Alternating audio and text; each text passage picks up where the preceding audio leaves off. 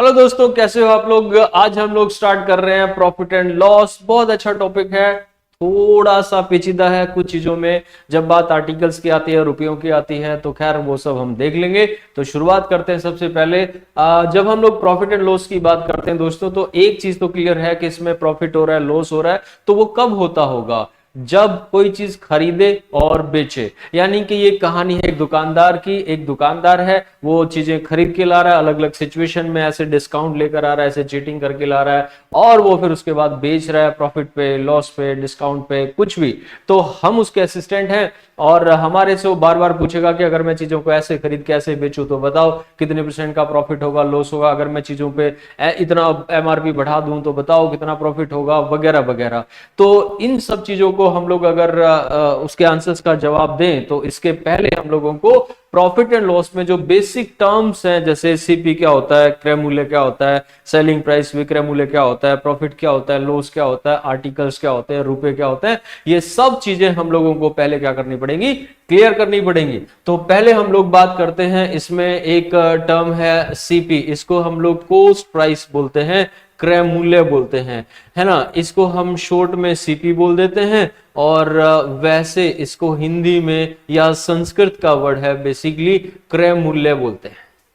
दोस्तों, इसका मीनिंग क्या होता है? क्रय मूल्य मतलब होता है बच्चों जिसपे हम लोग वैसे इसका मीनिंग तो खर्चा होता है कि भाई खर्चा, क्रय खर्चा, यहाँ पे जो कॉस्ट प्राइस है, जितने की चीजें हम खरीदेंगे, ऐसा भी बोल सकते हो। या मैं मोटे तौर पे कहता हूं कि हमारी जेब से जितना पैसा गया किसी भी वस्तु को खरीदने में या उसको अपने घर तक लाने में, या ऐसे करके, तो इसको हम सीपी बोलते हैं दोस्तों, ठीक है। इसको मैं अगर एक और नाम दूं तो मैं इसको एक्सपेंडिचर भी बोल सकता हूं। ये खर्च भी होता है। ये जो एक्सपेंडिचर जो शब्द मैं यूज कर रहा हूं ना, ये जब आप डीआई के सवाल करो, जिसमें ये पाई चार्ट वगैरह वाले, बार ग्राफ वाले सवाल होते हैं ना, उनमें बोलेगा कंपनी ए का 2024 का एक्सपेंडिचर इतना है। तो वो जो एक्सपेंडिचर शब्द है बच्चों, वो किसके बारे में है? वो कॉस्ट प्राइस के बारे में ही होता है। यानी मैं एक और नाम बोल रहा हूं कि खर्चा। भाई कोई चीज खरीदोगे तो खर्चा तो हो रहा है ना, उसी को तो कॉस्ट प्राइस बोलते हैं। तो ये खर्चा हो जाएगा। इसको मैं इन्वेस्टमेंट भी बोल सकता हूं। ये मैं नाम बता रहा हूं कि इतने नाम हो सकते हैं इसके। इसको मैं इन्वेस्टमेंट या निवेश भी बोल सकता हूं। भाई एक दुकानदार है, अपनी दुकान में सामान खरीद कर लाया है, तो उसने क्या किया? इन्वेस्टमेंट ही तो किया है ना। इसको हम लोग एक और नाम दें तो ये प्रोडक्शन कॉस्ट भी हो सकता है। ये प्रोडक्शन कॉस्ट यानी कि इसको लागत मूल्य भी नाम दिया जा सकता है, लागत मूल्य भी होता है। जैसे मान लो कि ये पेन बन रहा हो, तो इसकी ये बॉडी अलग है, ये ऊपर की निप अलग है, लेबर खर्चा अलग है, मार्केटिंग अलग है, भाई बिजली का खर्चा अलग है, बहुत कुछ खर्चे हो सकते हैं। तो टोटल वो कितने रुपए में कितने पेन बना रहा, तो ऐसे करके एक पेन की हम लोग प्रोडक्शन कॉस्ट निकाल सकते हैं। तो इस तरीके से ये जो मैंने नाम लिखे हैं, ये कॉस्ट प्राइस के, क्रय मूल्य के नाम कहे जा सकते हैं। ऐसे ही एक और चीज होती है दोस्तों, इसको हम लोग बोलते हैं सेलिंग प्राइस। ये सेलिंग प्राइस का मतलब होता है एसपी। इसको हम शॉर्ट में एसपी बोल देते हैं। वैसे इसको हम लोग हिंदी में या संस्कृत का वर्ड है, इसको विक्रय मूल्य भी बोला जाता है। विक्रय, क्रय का उल्टा यानी खर्चे का उल्टा, यानी कि पैसे का हमारी तरफ आना। तो सेलिंग प्राइस का मतलब है कि जब हम कोई चीज बेचेंगे, जितने रुपए में बेचते हैं। इसको मैं एक नाम और भी दे सकता हूं, इसको आप इनकम शब्द भी बोल सकते हो, यानी आय भी बोल सकते हो। ये शब्द भी यूज किया जा सकता है, इनकम। जैसे सीपी और एसपी का एक कॉम्बिनेशन है ना, क्रय मूल्य विक्रय मूल्य का, ऐसे ही एक्सपेंडिचर और इनकम का भी एक कॉम्बिनेशन होता है। एक्सपेंडिचर असल में कॉस्ट प्राइस होता है, इनकम असल में सेलिंग प्राइस होता है। ध्यान से, ठीक है। कहीं पे शब्द यूज होंगे तो आपके काम आ जाएगी ये बात, इसलिए बताया। फिलहाल अगर हम लोग बात करें प्रॉफिट लॉस की, तो प्रॉफिट लॉस में तो आप सीधे सीधे शब्द सीपी और एसपी ही यूज करोगे। पर मैं बता रहा हूं कि इस तरह के शब्द भी आए तो इनका मीनिंग आप यही ही जान लेना, ठीक है बच्चों। तो मैं आपको इसके बाद अब कुछ छोटी छोटी बातें और बताऊं कि सीपी कैसे निकालते हैं जब ऐसे ऐसे चीजें दे रखी हों। तो मैं पहली बात आपके सामने रख रहा हूं यहां पे, व्हेन प्रॉफिट और लॉस, प्रॉफिट या लॉस कोई भी एक चीज रुपीज में आपको दे रखी हो, जब लाभ या हानि किस में हो, रुपए में दे रखा हो, जब लाभ या हानि रुपए में हो, ये ध्यान से देखना, रुपए में हो ऐसा, ठीक है। तो आपको देखना है कि सीपीएसपी कैसे बनेगा। और दूसरा मैं आपको यहां पे बताता हूं, when profit loss in percentage form, या आपको ये परसेंटेज में दे रखे हो, ठीक है। जब लाभ या हानि प्रतिशत में दे रखे हो, प्रतिशत में हो, इस तरीके से आपको चीजें दे रखी होंगी, ठीक है।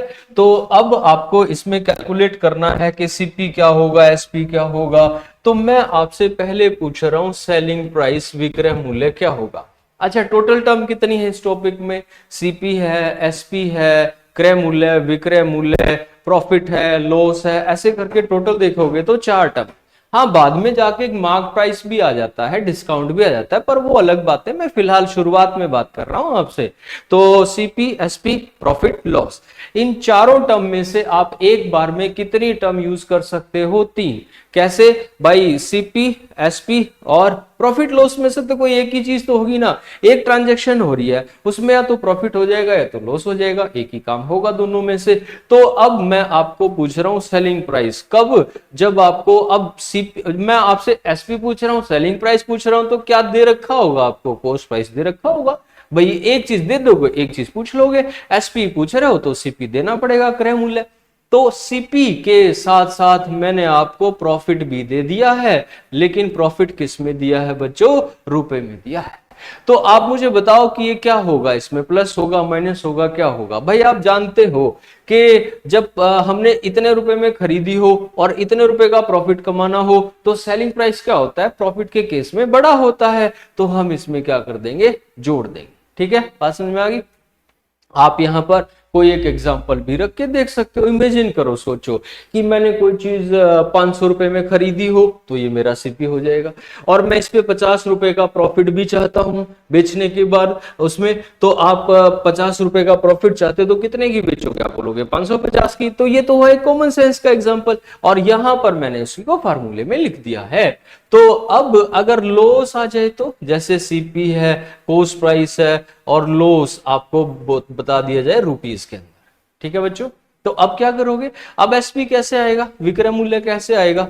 तो अब आपको यहां पे क्या करना चाहिए, माइनस कर देना चाहिए। क्योंकि मान के चलो, मैं फिर से एक एग्जांपल ले रहा हूं, मैंने 500 में खरीदी हो और 50 रुपए के लॉस पे बेच रहे होगे, तो कितने की बेचोगे, 450 की बेच दोगे।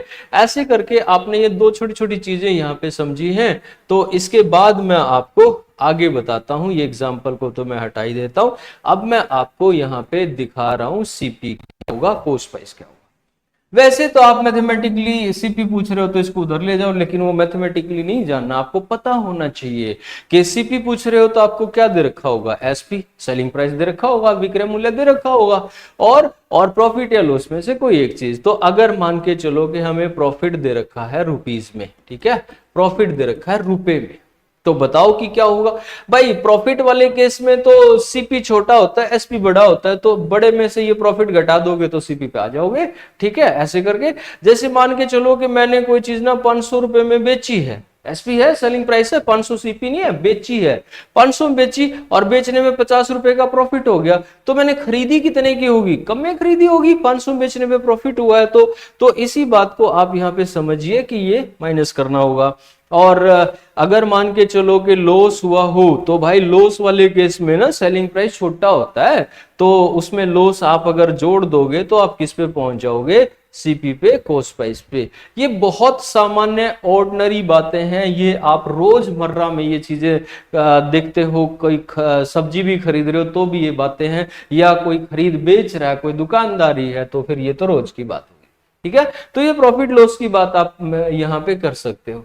अब आते हैं कि अगर आपको परसेंटेज में प्रॉफिट लॉस दे रखा होगा तो कैसे आप लोग कैलकुलेट करोगे। जैसे कि सेलिंग प्राइस बताना है आपको, और इस बार आपका प्रॉफिट लॉस ना रुपए में नहीं है, परसेंटेज में है। तो एसपी बताना है तो सीपी होगा, और आपको प्रॉफिट दे रखा होगा, लेकिन प्रॉफिट किस में है, परसेंटेज में है। तो बच्चों अब आपको क्या करना पड़ेगा, प्रॉफिट परसेंट पहले तो निकालना पड़ेगा, सीपी पे कि कितना उसकी वैल्यू होगी, और आप उसको जोड़ देना, आपका सेलिंग प्राइस आ जाए।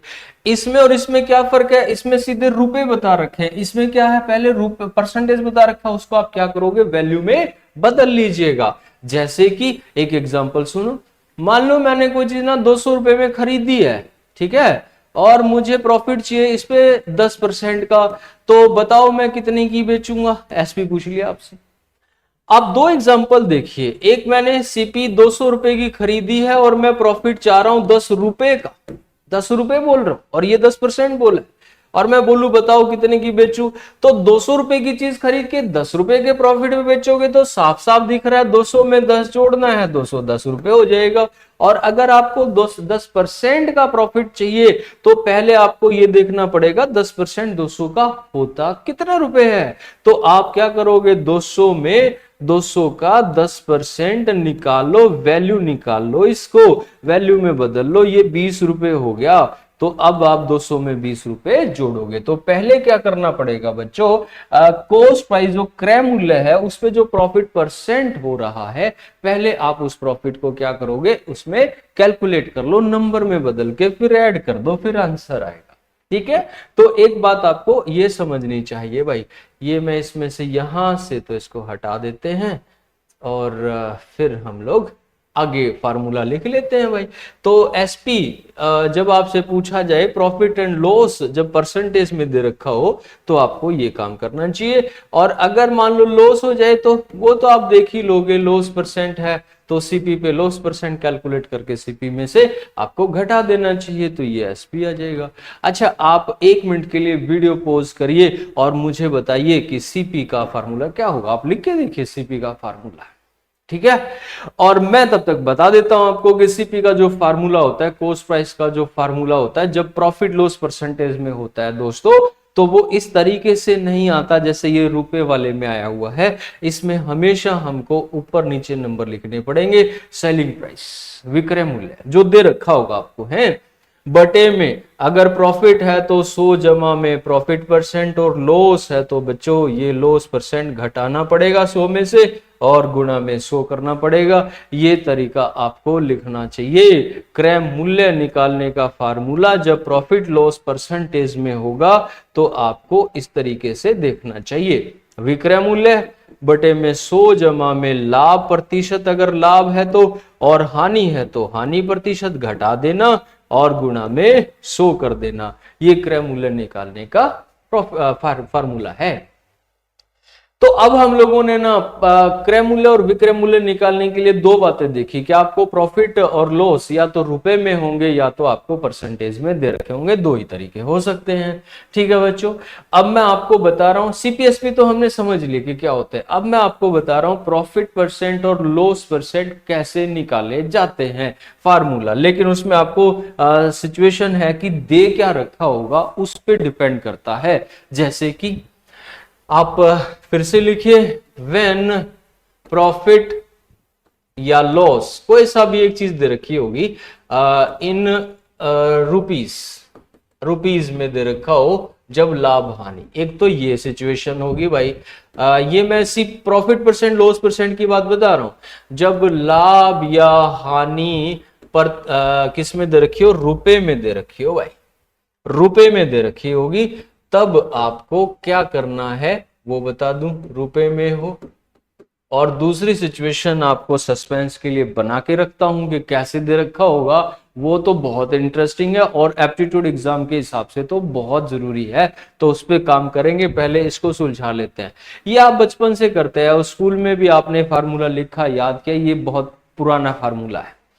तो जितने भी रुपए का आपको प्रॉफिट दे रखा होगा, जितने भी रुपए का प्रॉफिट होगा हैं, यहां पे मैं क्या बता रहा हूं आपको, प्रॉफिट परसेंट कैसे निकालते हैं, ठीक है। जितने भी रुपए का होगा बटे में क्या लिखोगे बच्चों, कॉस्ट प्राइस, क्रय मूल्य, और गुणा में 100। ये बहुत पुराना बचपन का फार्मूला है हमारा, ये तो आपने सुना ही है, सीखा ही हुआ है। लाभ प्रतिशत, तो ये लाभ है रुपए में, जितने भी रुपए का, मैं बार बार नोटिस करवा रहा हूं कि किस बारे में है ये, और ये नीचे जो लिखा है बच्चों ये क्रय मूल्य लिखा है और गुणा में 100 लिखा हुआ है। है ना। ऐसे ही जब लॉस परसेंट हमें बताना हो तो जितने भी रुपए का लॉस हुआ है डिवाइडेड बाय कॉस्ट प्राइस गुणा में 100। तो ये जो हानि प्रतिशत है ना, हानि प्रतिशत, ये हानि जितने भी रुपए की हुई है बटे में आप लिखिएगा क्रय मूल्य और गुणा में 100 करोगे तो काम हो जाएगा। लेकिन ये तब है जब आपको प्रॉफिट लॉस किस में हो, परसेंटेज में हो। ठीक है, अब मैं आपको बता रहा हूं when profit and loss, profit loss sorry रुपए में हूं। अब मैं आपको बता रहा हूं व्हेन प्रॉफिट लॉस कोई सी भी इन आर्टिकल्स वस्तुओं में दे रखे हो, जब लाभ हानि वस्तुओं में हो, लाभ हानि वस्तुओं में दे रखे हो। ये एक इंटरेस्टिंग फैक्ट है, यहां से हमारा टॉपिक शुरू होता है। अब तक आपने जो भी पढ़ा इससे पहले वाला सब नॉर्मल स्कूली तरीका, स्कूली बातें, सब कुछ नॉर्मल था। यहां से हमारा जो टॉपिक है एप्टीट्यूड एग्जाम का प्रॉफिट लॉस, वो यहां से शुरू होता है। ठीक है, इस तरह की सिचुएशन में मैं आपको सबसे पहले तो ये बता दूं कि सीपी बराबर है एसपी होता है, क्रय मूल्य बराबर है विक्रय मूल्य होता है। सबसे पहले तो ये आपको पता रहे, सीपी और एसपी दोनों बराबर होते हैं। ठीक है बच्चों, दूसरी बात आप ये समझिएगा यहाँ पे कि अब जब आपसे प्रॉफिट और लॉस परसेंटेज में पूछा जाए कि बताओ कि प्रॉफिट कितने परसेंट का हुआ है, तो मैं आपको बता रहा हूं यहां पर आपको जब आर्टिकल्स में प्रॉफिट लॉस होता है रुपए का कोई जिक्र नहीं करना है। तो जितने भी आर्टिकल्स का हमें प्रॉफिट हुआ है, जितने भी आर्टिकल्स का प्रॉफिट हुआ है डिवाइडेड बाय, आपको यहां पे सोल्ड आर्टिकल्स लिखने हैं, बेची गई वस्तुएं लिखनी है, गुणा में 100 लिखना है। ध्यान से देख लो, ये जो लाभ प्रतिशत है तो ये कैसे आता है बच्चों, लाभ वस्तुओं में, जितनी भी वस्तुओं का लाभ हुआ है और बटे में बेची गई वस्तुएं लिखनी है। ध्यान से सुन लो, मैंने नीचे यहाँ पे क्या नहीं लिखा है, यहाँ पे मैंने सेलिंग प्राइस नहीं लिखा हुआ है, मैंने बेची गई वस्तुएं, मैंने सोल्ड आर्टिकल्स लिखा है, सेलिंग प्राइस नहीं लिखा है। मतलब मैं समझाता हूं, एक बार लॉस परसेंट और आप नोट कर लो। तो जितने भी आर्टिकल्स का हमें लॉस हुआ है डिवाइडेड बाय सोल्ड आर्टिकल्स बटे में बेची गई वस्तुएं गुणा में 100, ये हमारा लॉस परसेंट निकल के आ जाएगा। ट्रिक है, याद कर लो। इसी को लेकर मैं पहले आपको कुछ एग्जाम्पल समझाता हूं इस बात को लेकर और फिर सवालों की तरफ चलते हैं। ठीक है बच्चों, तो देखो ध्यान से, मान के चलो एक सिचुएशन बना लेता हूं मैं। मान के चलो कि एक छोटा दुकानदार है और वो अपनी दुकान का सामान लेने के लिए आगे गया, बड़ी दुकान पे, होलसेल की दुकान पे गया। वहां पर उसने एक पेन का पैकेट देखा, बड़ा सुंदर पेन थे उसके अंदर और एमआरपी उस पे लिखा हुआ था 10 रुपए। एमआरपी 10 रुपए लिखा था। उसने पेन काउंट करे, पेन लिखे तो नहीं थे कितने हैं, पर उसने काउंट कर लिए 20 पेन थे। ठीक है, 20 पेन थे उसमें।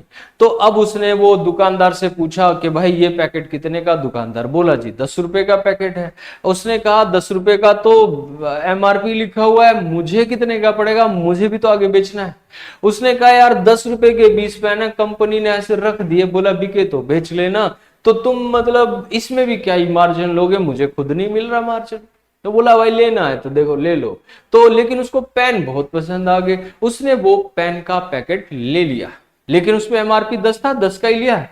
तो आके उसने क्या किया, एक छोटा सा काम उसमें कर दिया। वो जो 20 पेन थे ना, उसमें से ना 5 पेन अपने पास रख लिए कि इनको अलग से बेचूंगा, क्योंकि पेन की क्वांटिटी तो लिखी ना थी। तो उसने 15 पेन उसमें छोड़ दिए। ठीक है, ये 10 रुपए के 20 पेन खरीदे थे और 10 रुपए के 15 पेन क्या करे हैं बच्चों, बेच दिए। एक बच्चा आया, बोला जी ये पेन कितने के? बोला 10 रुपए के हैं, ले गया बेच दिया। तो आप यहाँ पे देखो, मैंने एक चीज पिछले पेज पे बताई है कि ऐसी सिचुएशन में ना सीपी और एसपी ना बराबर होते हैं, क्रय मूल्य बराबर है, विक्रय मूल्य होता है, इसमें ये बात होती है। तो आपने यहाँ नोटिस किया कि ये 10 रुपए के खरीदे थे, 10 के ही बेच दिए, तो जितने खरीदे उतने के बेचे, सीपीएसपी बराबर। तो बच्चों सीपीएसपी अगर बराबर है, आपसे यहाँ पूछा जा रहा है कि बताइए कि प्रॉफिट कितने परसेंट का यहाँ पे हो रहा है, प्रॉफिट परसेंट पूछ लिया। अब हम रुपए में तो बता देते, लेकिन आर्टिकल में कैसे बताएं, तो मैं आपको यहां बता रहा हूं कि 20 पेन हमने खरीदे, 15 पेन बेच दिए, रुपए हमारे पूरे आ गए, तो 5 पेन हमारे पास बच गए, यही हमारा प्रॉफिट है, 5 पेन का प्रॉफिट। ठीक है बच्चों, तो आप क्या करोगे अब इसमें कि जितने पेन है वो लिख दो जो प्रॉफिट है, ध्यान दो रुपए नहीं लिख रहा, 5 पेन है, आर्टिकल्स में प्रॉफिट हो रहा है, डिवाइडेड बाय क्या करोगे, जितने भी पेन हमने बेचे हैं। नोटिस करो सेलिंग प्राइस नहीं लिख रहा, वो तो 10 ही है, मैं यहाँ पे जितने पेन बेचे हैं ना वो लिख रहा हूं, मैं इनकी बात कर रहा हूं आपसे। तो गुणा में आप 100 करोगे ना तो आपका आंसर आ जाएगा बच्चों, इसका आंसर है 33.3%। तो प्रॉफिट इस वाले सवाल में कितने का हो रहा है, 33.3% का प्रॉफिट इसमें हो रहा है। बात समझ में आ रही है, क्लियर होगी यहाँ पे ये बात। तो इस तरीके से हम लोग काम करेंगे।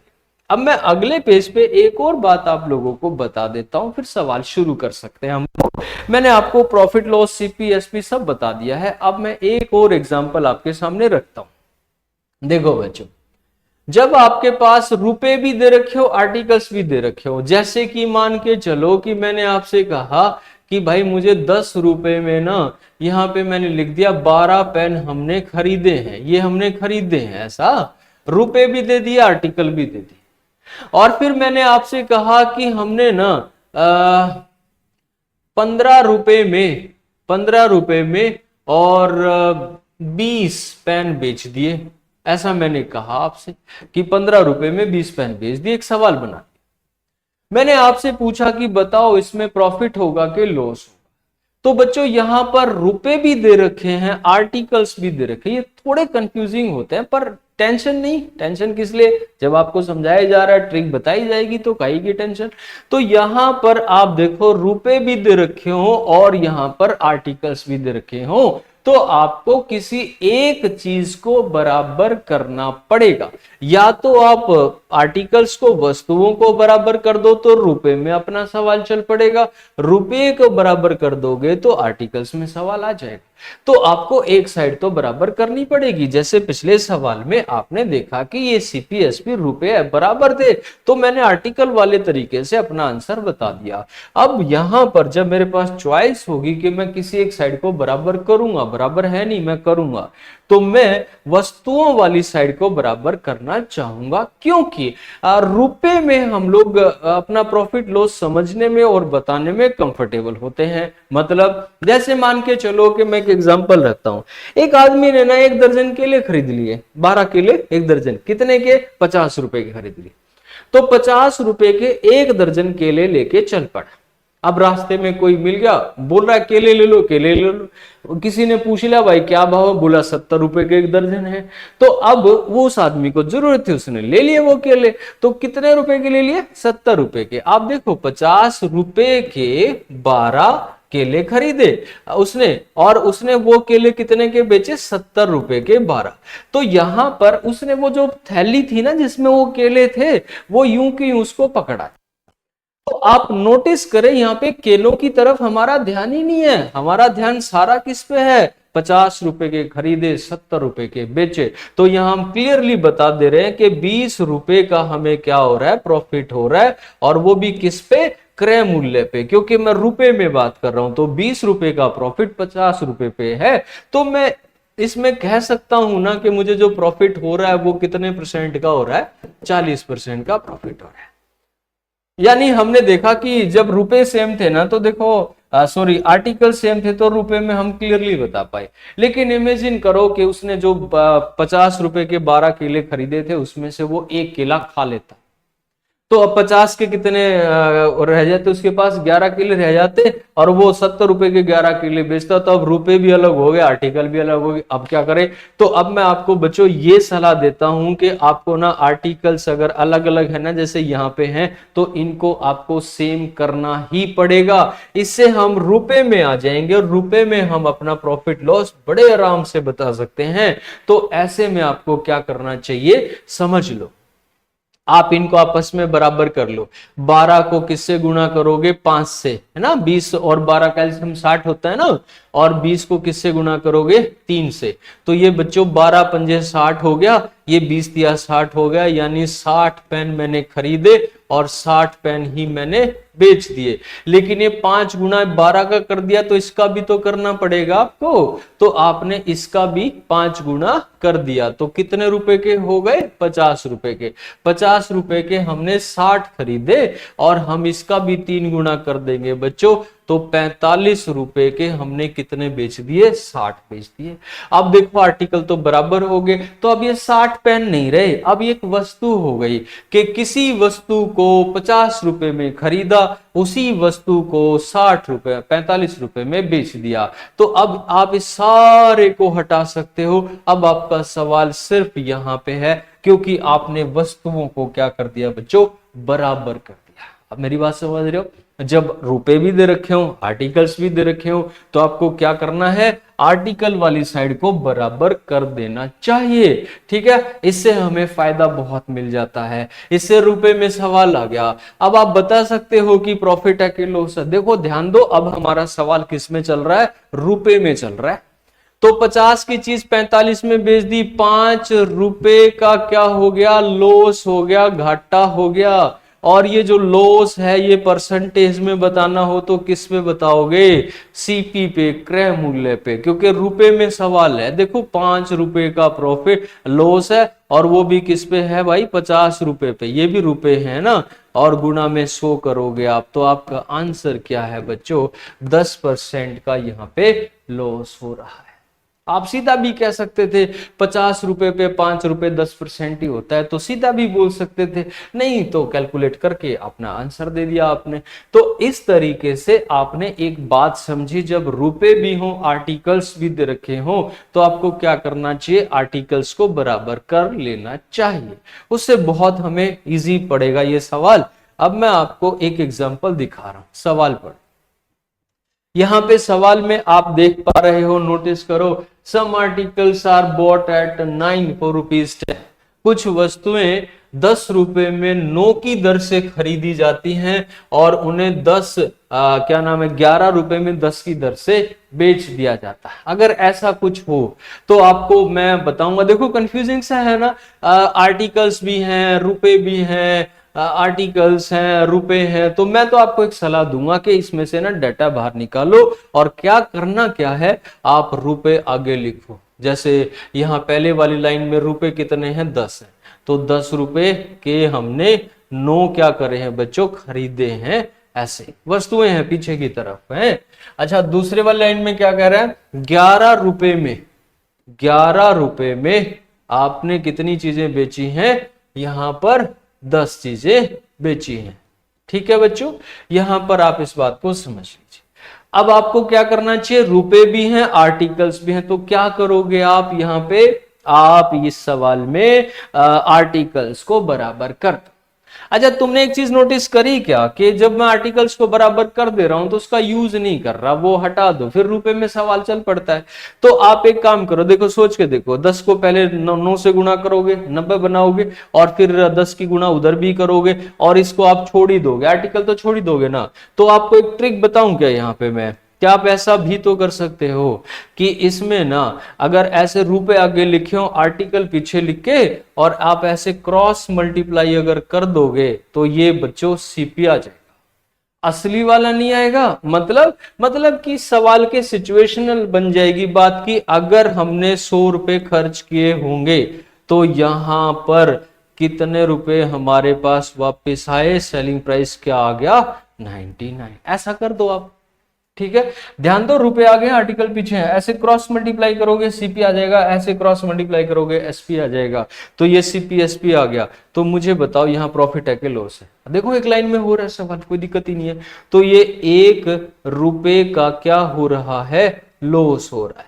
तो किस पे हो रहा है? 100 पे हो रहा है। अब 100 पे तो जितने रुपए उतना ही परसेंटेज होता है ना, तो आप डायरेक्ट भी बोल सकते हो कि लॉस परसेंट 1% का है। नहीं तो आप कैलकुलेट कर लो भाई, कुछ और होता है 100 की जगह, तो करना तो पड़ता ही ना। तो यहां पर तो हालांकि सीधा ही पता था हमें कि इस सवाल में 1% का हमारा क्या हो रहा है? लॉस हो रहा है।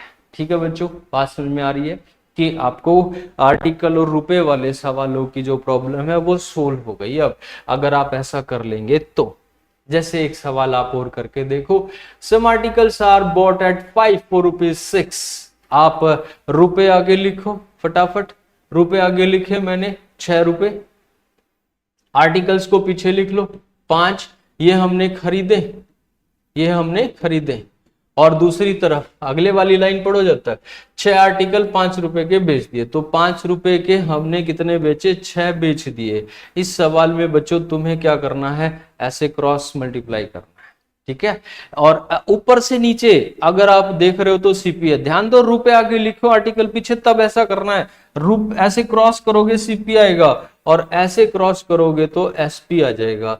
तो सीपी हमारा, क्रय मूल्य हमारा कितना दिख रहा है? 36 रुपए, और एसपी सेलिंग प्राइस हमारा कितना दिख रहा है? 25 रुपए। तो यहां पे बताओ प्रॉफिट है कि लॉस है? आप पाओगे कि यहां पे 11 रुपए का लॉस हो रहा है ना। 36 की खरीदी, 25 की बेच दी, लॉस हो गया। तो बच्चों ये जो लॉस परसेंट हो रहा है ये कितने प्रतिशत है? अब कैलकुलेट करना पड़ेगा ना, 11 रुपए का लॉस 36 पे गुणा में 100, 4 9 जा 425 जा 275/9, इसका आंसर है 35/9% का। ठीक है बच्चों, तो ये एक बेसिक बात है। मैं और आगे अगली वीडियो में आपको और बताऊंगा, सवाल शुरू करेंगे। आज तो हमने जो इस टॉपिक का जो बेसिक था, जो फाउंडेशन था, फार्मूले थे, वो सब समझ लिए, क्लियर कर लिए। अगली क्लास में हम लोग बात करेंगे कि किस टाइप के क्वेश्चंस इसमें आते हैं। तो आज की क्लास को दोस्तों यहीं पे समाप्त करते हैं। थैंक यू, जय हिंद, नमस्कार।